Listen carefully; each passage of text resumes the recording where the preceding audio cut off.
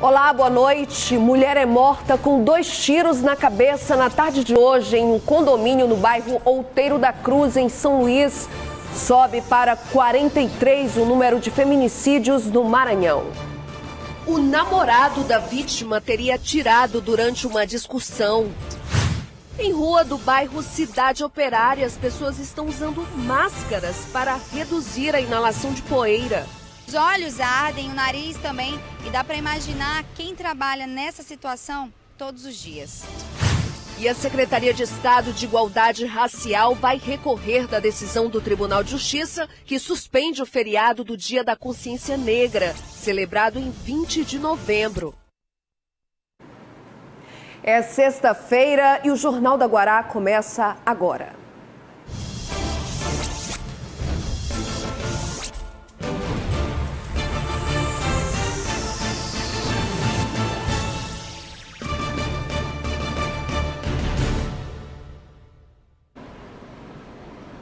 Foi preso hoje o segundo suspeito de participação no assassinato do motorista da Secretaria de Estado de Comunicação, Luiz Henrique de Melo Martins. O crime aconteceu no mês passado no bairro do Calhau, em São Luís. Mais detalhes com a repórter Ana Tereza. Ana. A polícia já prendeu 2 dos 3 suspeitos envolvidos no assassinato de Luiz Henrique de Melo, que era motorista da Secretaria de Comunicação e Assuntos Políticos do Estado. Na sexta-feira passada, a polícia já tinha apresentado o Anderson dos Santos Silva e hoje apresentou o Matheus Gomes Pereira. Segundo a polícia, os 2 já confessaram o crime. Inclusive, o Matheus seria o responsável por organizar essa ação criminosa. A ideia dos 3 era de roubar um carro para praticar outros assaltos na capital. Eu conversei com o delegado Felipe César, que traz mais informações. Primeiro, eles iam roubar um carro durante o dia e à noite eles iriam fazer o corre, que eles chamam de corre, que são vários assaltos que eles cometem à noite. Então ele que organizou isso tudo. Ele conversou com o Gustavo, que seria o que tinha a arma, né? Falou com o Anderson, que é primo dele, que era o que possuía um carro que pudesse levar eles até o local onde iriam cometer esse crime, né? E ele fez toda essa estratégia. O motorista Luiz Henrique foi morto com 4 tiros, próximo a um escritório de advocacia no bairro Calhau, no mês de setembro. O Luiz Henrique estava deixando o irmão do adjunto da SECAP, Edinaldo, no escritório de advocacia quando foi surpreendido pelos 3 criminosos. Bom, a polícia ainda trabalha para localizar o terceiro suspeito, que é Gustavo Campos. Todos os 3 são moradores do bairro São Francisco e também pertencem a uma facção criminosa. O autor dos disparos, a gente continua atrás dele. A gente está esperando agora, a gente vai divulgar a foto dele, né, com o nome, para poder que as pessoas denunciem. Ana Tereza com imagens de Tadeu Pablo, de volta ao estúdio. E depois de ser reconhecido por vítimas por meio de imagens de câmeras de segurança, a polícia chegou a um dos suspeitos do assalto ao cinema de um shopping no bairro do Calhau, em São Luís. Pedro Eduardo de Melo Silva foi preso ontem no bairro São Francisco e já foi encaminhado para a penitenciária de Pedrinhas. E olha isso, a polícia já tinha um mandado de prisão expedido pela 7ª Vara Criminal de São Luís contra ele, o suspeito, esse daqui. Agora continuam as investigações para prender os outros suspeitos. O assalto aconteceu na quarta-feira à noite. Funcionários do cinema foram amarrados. Os criminosos levaram dinheiro do cofre, celular e joias, além de 400 ingressos. Da sala de administração e abordou esse funcionário. A partir daí, alguns funcionários, no caso específico 3, foram colocados novamente nessa sala de administração, né, de forma isolada, sem que nenhum dos clientes tivesse conhecimento do que ocorria, e lá dentro eles foram amarrados, foram imobilizados e foram subtraídos uma quantia em dinheiro pertencente ao cinema, alguns tickets de cortesia e 3 aparelhos celulares desses 3 funcionários. Como Pedro Lucas foi preso? Pedro Eduardo, no caso.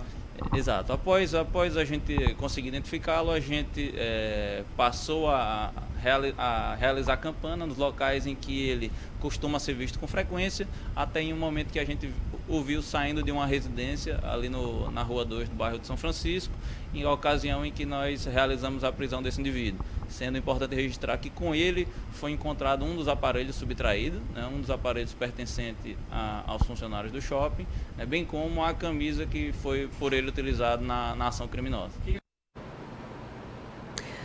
Notícia muito triste, é um feminicídio.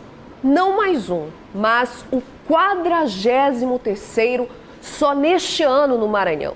Desta vez, a vítima é a Daiane Cristina Oliveira, morta com 2 tiros na cabeça.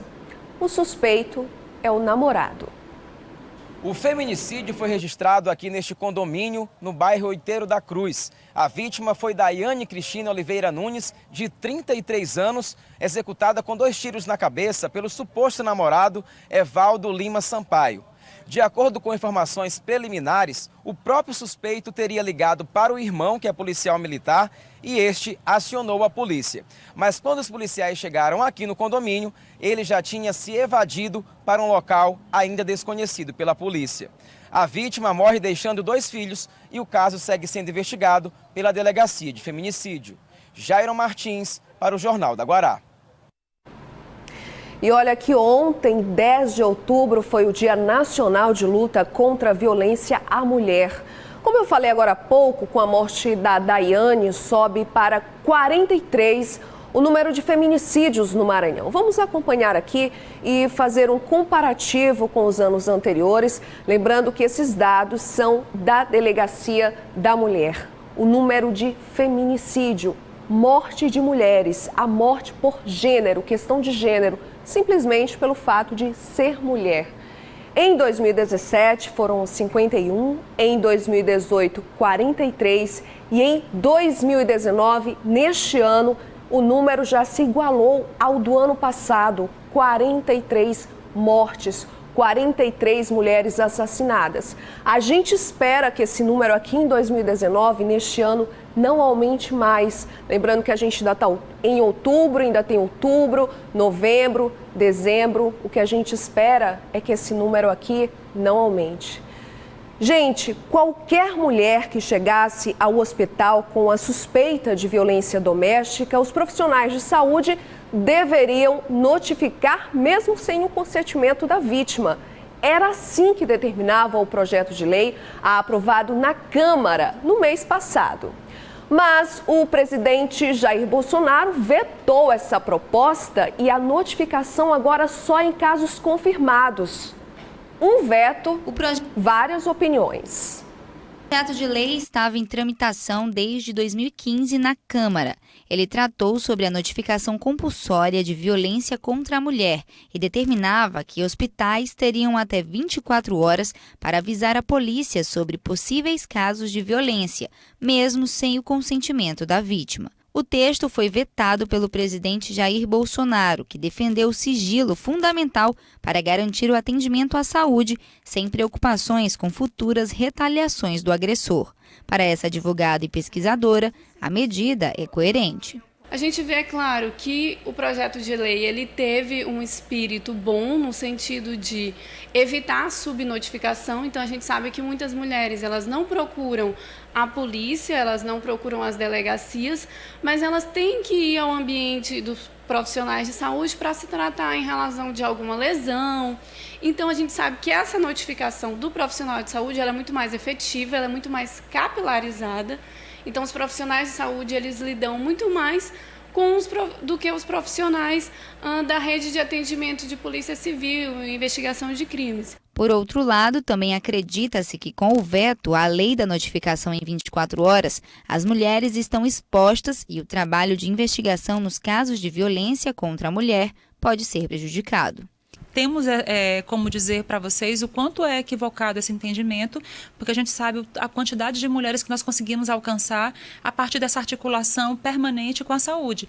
Inclusive, os relatórios situacionais já serviram como base fundamental para pedidos de prisão preventiva de agressores na capital e no interior do estado. O entendimento é que quando se impõe o silêncio e a violência, esse pode ser um caminho para o feminicídio. Esse resgate da mulher numa relação violenta, numa relação abusiva, naquele momento que for no atendimento à saúde, seria fundamental e mais um passo para que nós avançássemos e até resgatássemos mulheres para evitar que um feminicídio viesse a acontecer. Uma vez que a gente sabe que o feminicídio ele é o somatório de uma série de violências presenciadas, vivenciadas no decorrer de toda a sua vida afetiva, amorosa, familiar. E ali, às vezes, foi a única oportunidade que o poder público teve de ter contato com ela. E agora, para quem não se agradou com o veto do presidente da República sobre a desobrigação de notificar os casos suspeitos de violência contra a mulher, fique sabendo que esse assunto pode voltar à pauta lá no Congresso Nacional, mas sem data definida ainda. Deputados e senadores podem analisar o veto e, quem sabe, até derrubá-lo. Bom, a gente continua falando aí sobre esses casos de feminicídio, violência contra a mulher, e tudo isso se enquadra nos dados de violência doméstica, que é qualquer tipo de violência. Lembrando que são vários tipos de violência, ou a ação ou a omissão de proteção, de respeito, de amor pelas mulheres. Agora você acompanha aqui comigo os dados da Secretaria de Segurança Pública sobre a violência doméstica, comparando 2019 com o ano passado. Bom, no ano passado, em 2018, foram 1.625 inquéritos, contra quase aí 1.300 neste ano. Pedidos de medidas de proteção em 2018, mais de 3.700 pedidos contra 2.985 pedidos de medidas de proteção neste ano. A gente vê aí que é um número bastante próximo. Prisões no ano passado, em 2018, foram confirmadas 433 prisões contra 370 prisões neste ano de 2019, lembrando que os dados são da Secretaria de Segurança Pública. E a seguir, uma entrevista aqui no estúdio com Antônio Dino, vice-presidente da fundação que mantém o Hospital Aldenor Abelo. Eu volto já já.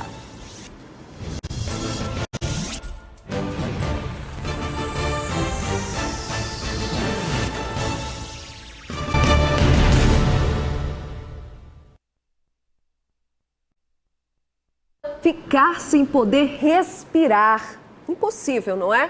O jeito encontrado na rua leste da cidade operária foi usar máscaras. Dá para acreditar? É a poeira que deixa a situação bem complicada, adoece os moradores e prejudica quem vive do comércio, das vendas. Os carros passam e levantam uma nuvem de poeira na rua leste-oeste na cidade operária, próximo à principal feira do bairro. Trabalhar nessas condições há muito tempo é motivo de preocupação para alguns, que já usam máscaras para tentar amenizar os efeitos de respirar um ar tão poluído. Pode causar rinite, sinusite, asma brônquica, principalmente em pessoas chamadas atópicas, pessoas alérgicas. Quem trabalha sofre, quem caminha por aqui também. Cada um vai improvisando do jeito que pode para driblar a poeira fina, resultado de uma obra de recapeamento asfáltico que ficou paralisada. É horrível porque não tem quem aguente. Você vê como eu estou de máscara aqui, eu já botei essa máscara já hoje e já está dessa cor. E o seu Pedro tem razão, nós estamos aqui há pouco tempo e os olhos ardem, o nariz também, e dá para imaginar quem trabalha nessa situação todos os dias. Caso da dona Francisca. A única renda que tem vem das vendas de roupas que faz na rua da feira. Por conta da poeira, ela só consegue ficar no local até o final da manhã e deixa de vender no período da tarde. Os idosos e crianças são os mais vulneráveis a desenvolverem problemas respiratórios. Friso sempre, igual a qualquer infecção, nós temos a questão das crianças e idosos. Pela questão imunológica, as criancinhas porque estão construindo suas defesas imunológicas e os idosos porque a maioria deles já perdeu essa defesa imunológica ou pelo menos houve um decréscimo dessa defesa. Bom, vamos falar agora de um assunto que dominou os debates na Assembleia Legislativa, teve destaque na Câmara e nos noticiários também.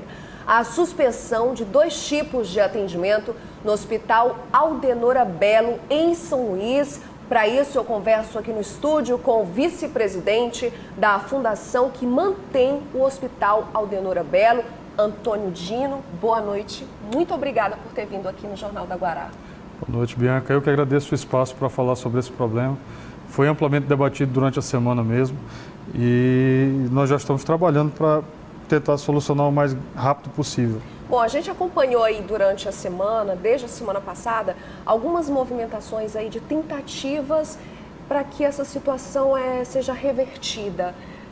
Diante de reuniões lá na Assembleia Legislativa, algumas conversas com deputados, também a doação que veio de uma empresa. Quero saber, esse atendimento já foi retomado? Quando é que vai ser retomado? Tanto as cirurgias quanto os serviços de pronto atendimento, que foram suspensas. Bom, Bianca, semana passada foram suspensas as cirurgias e o serviço de pronto atendimento por conta de defeito nos compressores de ar comprimido da gente, tá? Mas esse defeito, ele só antecipou um problema que já vinha se arrastando, que é um problema financeiro causado pelo déficit da tabela SUS. Então, hoje a situação do hospital realmente é crítica, é uma das piores crises que nós já passamos na história desses 60 anos de história do hospital e o que mas nós estamos trabalhando para resolver, tá? Tá bem difícil, mas eu estive em Brasília, conversei com a bancada do Federal, conversamos com os senadores, fui no Ministério da Saúde, conversamos com os deputados estaduais aqui e secretários de saúde e está havendo toda uma mobilização no sentido de resolver esse problema, mas ainda não tenho nada concreto, para falar. Não tem previsão? Não, eu não tenho nada concreto para falar. O que eu posso dizer é que realmente a gente recebeu a doação semana passada da empresa e que os motores que produzem o ar comprimido já estão sendo consertados. Infelizmente eu não tenho as peças, não tenho as peças em São Luís e a gente tem um prazo aí de 10 dias que semana que vem provavelmente a gente já reinicia as cirurgias. Mas o serviço de SPA, por conta desse déficit que eu falei, está sendo repensado. Bom, e o SUS? Não é possível, com os recursos que são enviados pelo SUS, atender essa demanda financeira do hospital? Bom, a Fundação faz o máximo possível com o mínimo de dinheiro que a gente recebe. Para ter uma ideia, a gente chega a gastar, a gente gasta 5 milhões e 600 contra um faturamento de 4 milhões e 500. Como é que a gente... Esse déficit não é novo. A tabela SUS ela não sofre grandes reajustes há mais de 10 anos, acho que desde 2009 foi o último grande reajuste que teve significativo. E a gente tenta fazer o máximo que dá com esse recurso. A gente recebe doações da comunidade, empresas parceiras, mas ajudam demais, ajudam muito mesmo, mas a gente não consegue suprir ainda. Fora isso, a Fundação ainda mantém casas de apoio, consultório móvel, então, infelizmente, falta dinheiro para tanto trabalho. Bom, eu queria falar aqui sobre as casas de apoio. Eu conheço as 2 casas de apoio que recebem adultos e crianças também. É um trabalho muito bonito, é emocionante. O senhor acabou de falar aí com relação a esses recursos que vêm do SUS. Eu gostaria de saber, e os recursos do Estado? Bom, o governo do Estado o atual governo fechou com a gente 3 convênios durante o período, tá? Em 2016 foi feito um convênio de 5 milhões para custeio do hospital. E eu firmei um compromisso com o governo que eu compraria um acelerador linear, que é um equipamento que está para ser instalado provavelmente em janeiro, se a gente conseguir. Se não, quando a gente conseguir equacionar esses problemas que estão acontecendo agora, nós devemos inaugurar esse equipamento de radioterapia para combater uma fila que chega a 1 ano de espera para o tratamento da radioterapia. E depois disso foi feito ano passado, através do Fundo Estadual de Combate ao Câncer, foi feito outro convênio de 3 milhões e 100 e poucos mil reais, não me lembro precisamente os valores. Exatamente quando a gente quis parar o SPA no ano passado. Bom, terminando esse dinheiro, terminou também o fôlego, novamente terminou o fôlego da gente. Nós novamente procuramos o governo do Estado para a renovação do convênio. Foi feito um convênio de 4 milhões 350 mil reais, mais ou menos, dividido em 12 parcelas iguais sucessivas. Mas por causa de entraves burocráticos, enfim, de situações alheias à nossa vontade, a gente só conseguiu receber desse novo convênio, desse último convênio, 2 parcelas nesse ano. Então, bom, e diante dessa problemática e dessa suspensão de 2 tipos de atendimento muito importantes dentro de um hospital, a gente tem ciência da importância o que disso. o governo tem respondido? Nós estamos em tratativa com o secretário do Estado, tivemos uma reunião na quinta-feira passada. Durante essa semana na Assembleia Legislativa tivemos outra reunião com a participação do presidente da Assembleia e semana que vem já teremos outra, inclusive participação do Ministério Público também nessa última reunião da terça-feira passada. Provavelmente teremos outra agora na quarta-feira e está se desenrolando, mas a gente não tem nenhuma posição ainda concreta que possa ser dita. Está desse jeito, ainda não. E o paciente que precisa do atendimento, tanto da cirurgia oncológica, quanto do serviço de pronto atendimento, que buscar o Hospital Denora Bello, como é que vai ficar?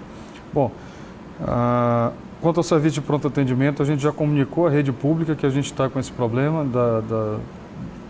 iniciou-se com o problema do ar comprimido, e aí a gente afixou na porta do serviço um comunicado dizendo que devem procurar a rede estadual e municipal. Quanto às cirurgias, as cirurgias emergenciais, nós estamos fazendo algumas e provavelmente deve restabelecer o serviço semana que vem. Mas fora isso, a gente ainda tem outro problema também que é muito grave, que é o problema da falta de medicamentos e de quimioterápicos.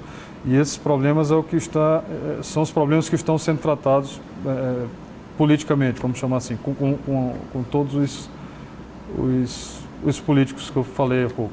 Tratei inclusive no Ministério. A gente está procurando soluções. E estamos procurando soluções, eu quero deixar claro que nós não estamos procurando soluções agora que o problema aconteceu. A prova de que isso não é não é recente, que a gente já firmou outros convênios, porque a gente já vem procurando, já vem sofrendo esse problema, já vem enxergando que isso está acontecendo. É como se fosse uma bola de neve, até porque esse ano já teve uma outra paralisação de atendimento em abril, né? Isso. E no final do ano passado, houve não vou dizer ameaças, mas comunicação que iriam fechar por falta de recursos. Então, esses problemas não são problemas novos. A gente não deixou para agir depois que o problema estourou. A gente vem agindo há pelo menos, chegou na mídia pelo menos há 2 anos. Mas antes disso já se falava, porque a tabela de SUS, em 2009, quando houve reajuste, já era insuficiente. Imagina uma pessoa que ganha um salário mínimo hoje, que já não é suficiente para viver, tendo que pagar suas contas hoje com o salário mínimo de 2009. É a situação que eu estou vivendo. Bom, eu conversei aqui com o Antônio Dino, que é vice-presidente da fundação que mantém o Hospital Denora Bello. Eu espero que o senhor volte aqui em outra oportunidade, trazendo boas notícias para as milhares de pessoas que precisam do hospital. Bianca, eu espero voltar aqui também com boas notícias. Eu vou voltar com boas notícias. Tem muita coisa acontecendo, mas são coisas que a gente ainda não pode falar para não criar uma expectativa e, de repente, frustrar, tá? Mas o que eu quero dizer é que nós estamos trabalhando todos os dias para resolver isso. Infelizmente, não é na velocidade que eu gostaria. A gente tem ciência da importância do trabalho e da urgência do que o caso exige, mas não depende só da gente. Eu estou torcendo por isso, assim como milhares de pessoas aqui no Maranhão. Muito obrigada, tá? Eu que agradeço o espaço e a oportunidade de falar. Boa noite. Boa noite. E logo mais, a gente segue para o intervalo e volta já com outras notícias.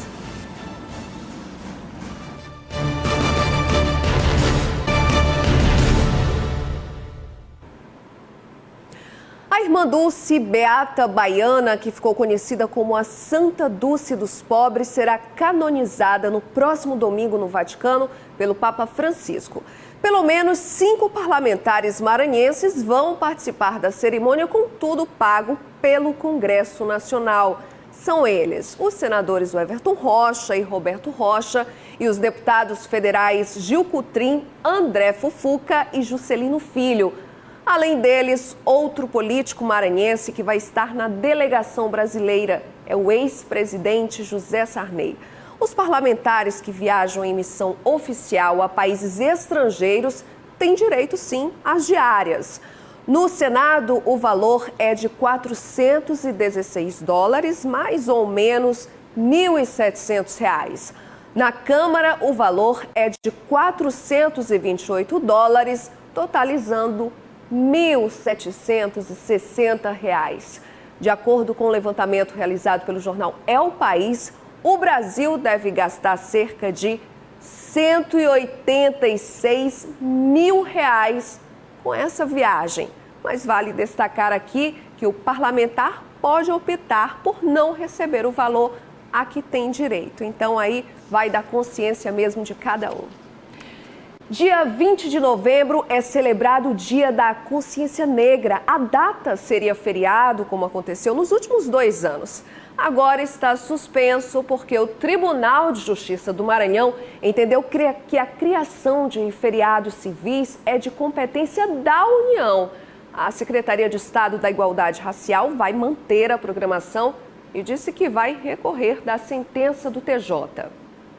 O pedido de anulação do feriado de 20 de novembro como Dia da Consciência Negra, sancionado pelo governo do estado do Maranhão em 2017, foi feito pela FEComércio, sob a alegação de inconstitucionalidade. A argumentação se desenvolveu em vários aspectos, principalmente na inconstitucionalidade pelo fato de o Maranhão estar legislando sobre relações de trabalho, levando-se em consideração os impactos que essa legislação tem para o funcionamento do comércio e para a remuneração da hora trabalhada nesse dia.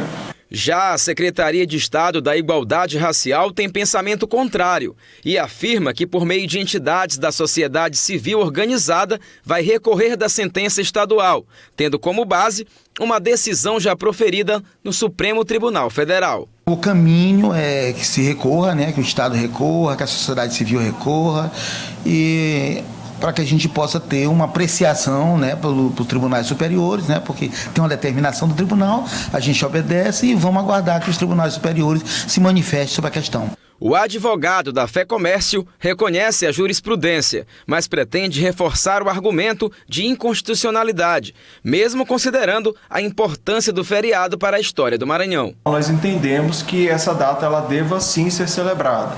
E pode ser celebrada de diversas formas, como, por exemplo, por meio de campanhas educacionais, por meio de fomento à cultura na cidade de São Luís e nas outras cidades do interior do estado. O secretário concluiu ainda que as comemorações do Dia da Consciência Negra no Maranhão serão mantidas e fala em questões sociais, antropológicas e culturais que fundamentam a importância da data. Nós vamos continuar fazendo as comemorações, até porque mesmo na negação da constitucionalidade, o próprio tribunal se manifesta no sentido de que é uma data muito importante que ela deve ser comemorada. O deputado Zé Inácio do PT disse que vai recorrer dessa decisão do Tribunal de Justiça do Estado.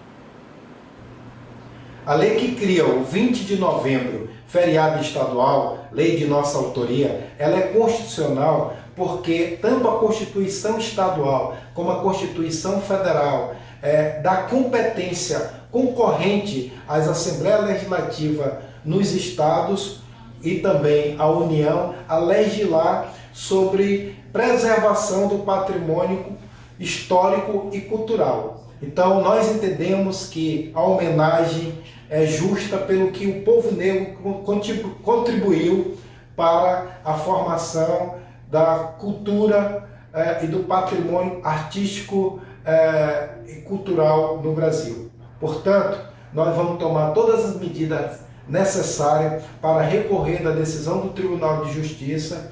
Vamos fazer isso se valendo da Procuradoria daqui da Casa da Assembleia Legislativa, da Procuradoria-Geral de Justiça do Estado e vamos também, através do nosso partido político, o Partido dos Trabalhadores, nos habilitar no processo para que a gente possa recorrer às instâncias superiores.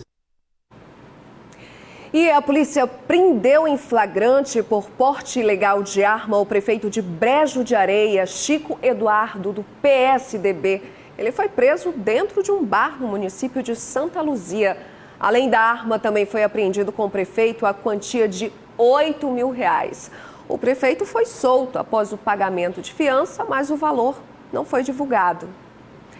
E o governo do estado lançou hoje o Plano Estadual pela Primeira Infância, que garante o direito das crianças em diversas áreas, como saúde, educação, cultura. 12 secretarias fazem parte do Plano Estadual pela Primeira Infância. Como o plano foi lançado no Dia Internacional das Meninas, em celebração à data, o governador Flávio Dino chegou acompanhado da estudante Júlia Rebeca. Ela participou de um projeto que valoriza o protagonismo juvenil para ocupar espaços públicos. E assim, a Júlia foi governadora por um dia. Saber que os direitos estão sendo garantidos para essas crianças, para mim, é de extrema importância. Nós estamos com muita alegria lançando esse plano que foi construído pelo governo do estado e por uma rede de entidades da sociedade civil, visando organizar, sistematizar, fortalecer as ações voltadas à primeira infância. Nós cuidamos de dimensões da saúde, da educação, com vários programas. Intervalo rapidinho e eu volto já com a Ana Tereza para falar de futebol. Mas antes, acompanhe a tábua de marés para amanhã, sabadão.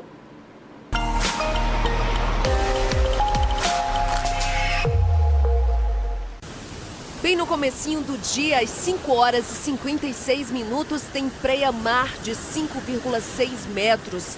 Ao meio-dia e 15 minutos, tudo muda, com a baixa-mar de 0,6 metro.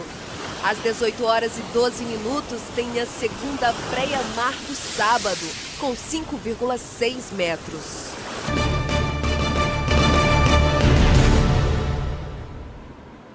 Eu tô de volta e o assunto é esporte no JG, futebol. Tudo igual para as bandas do Sampaio Corrêa. Sérgio Frota segue na presidência, são 12 anos no comando.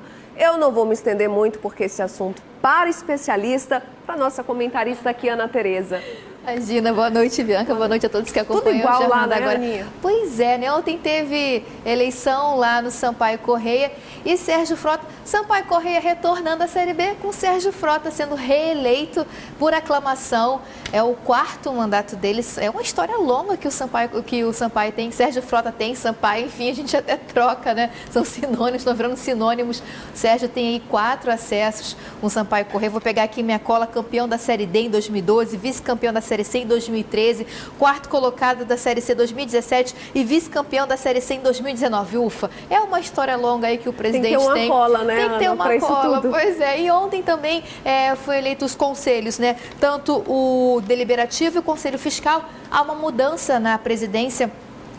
Continua o presidente, mas muda o vice, saiu o deputado federal Josimar do Maranhãozinho e assumiu o empresário Murilo Soares, que inclusive tem uma história com o Sampaio nas quadras, tá? Ele que coordena a equipe do Sampaio Basquete, conquistou esse ano o bicampeonato da LBF, que é a Liga de Basquete Feminina, a principal competição aí do basquete feminino adulto aqui no Brasil. E aí, Bianca, inclusive ontem, após, né, a reeleição, o Sérgio Frota falou que todos os torcedores estão querendo saber como é que está a negociação com o João Brigatti. Ele está negociando diretamente, tem muito interesse que o João Brigatti, técnico do acesso, permaneça nessa campanha para 2020. Sérgio Frota, então, reeleito para o biênio 2020-2021. E aí, outra informação também importante, Bianca, é que o Sampaio Corrêa já bateu o martelo, retorna às atividades no dia 2 de dezembro. Bom, Aninha, a gente viu aí o resultado da eleição no Sampaio e o Moto. Quando é que vai acontecer essa eleição? Quais são as previsões aí? Pois é, o Moto também está irão acontecer as eleições no Motoclube, que a gente pode adiantar essa semana. Os motenses viram aí o retorno do Marcinho Guerreiro, né, que também tem uma identidade muito forte com o Motoclube. É provável que Nathanael também vá de novo para a reeleição, Nathanael Júnior, né?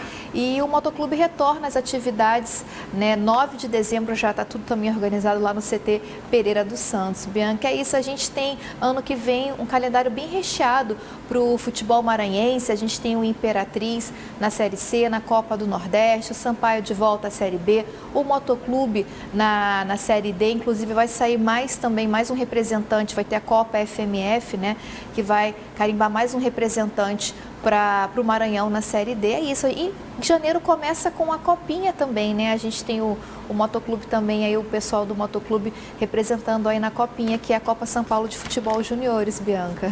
Ok, Ana Tereza, agora sim sextou pra gente. Eu vou encerrar o JG. Eu quero que você encerre aqui junto comigo.